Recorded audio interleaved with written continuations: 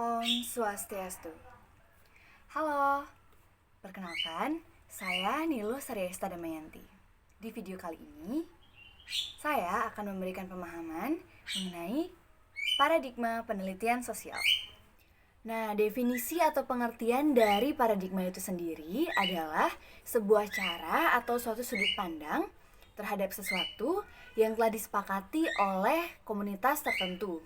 Misalnya ilmuwan atau cendekia yang digunakan untuk menentukan arah penelitian terhadap disiplin ilmu tertentu.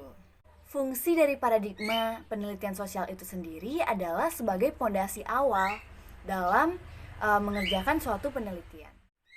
Lalu dalam paradigma penelitian sosial terdapat 3 basic questions atau 3 aspek dasar dalam penelitian nih. Yang pertama adalah ontologi, yang kedua epistemologi, dan yang ketiga metodologi.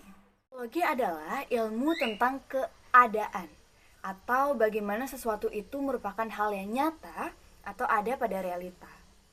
Nah, untuk memudahkannya, pertanyaan pada ontologi ini adalah seputar apa.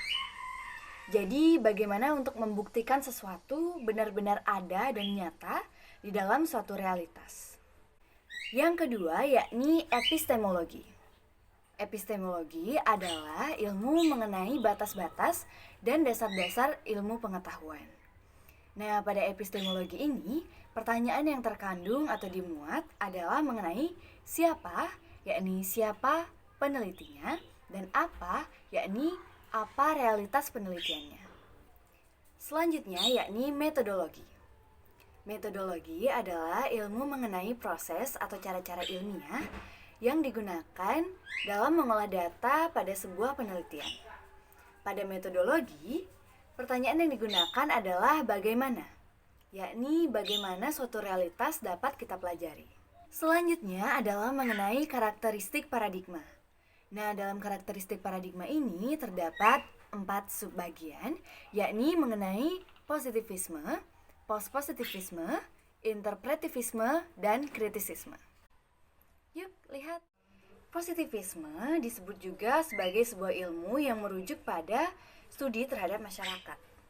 Nah, ciri-ciri umum dari positivisme ini yakni menggunakan konseptual dan juga teknik observasi dan pengukuran, lalu analisis yang matematis, dan juga menggunakan metode induktif yakni khusus ke umum.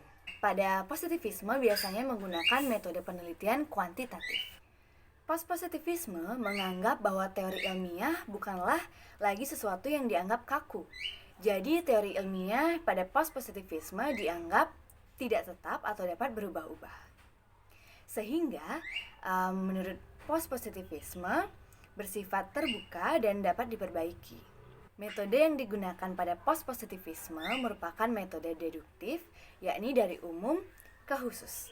Dan penelitian yang digunakan adalah penelitian kuantitatif-kualitatif. Dalam interpretivisme, konstruktivisme dipahami dengan pola hubungan intersubjektif, yakni bagaimana melihat realitas sebagai sebuah atribusi makna atau pemberian makna antar subjek. Dan relativisme merupakan mengacu pada bagaimana melihat variasi interaksi yang terbentuk, yakni antara individu dengan individu, individu dengan grup, grup dengan budaya, budaya dengan budaya, dan lain sebagainya. Nah, yang terakhir yakni criticism atau critical. Pada criticism atau critical, realitas sosial dipandang atau ditelusuri berdasarkan sisi historis. Namun tidak juga melupakan faktor-faktor yang mendukungnya, seperti faktor sosial, budaya, ekonomi, dan juga media yang memengaruhinya. Nah, kesimpulannya, paradigma adalah induk dari perspektif penelitian. Jadi, paradigma akan melahirkan perspektif, dan perspektif akan melahirkan teori. Lalu, metodologi adalah induk dari penelitian itu sendiri, karena metodologi akan melahirkan metode, metode akan melahirkan model penelitian.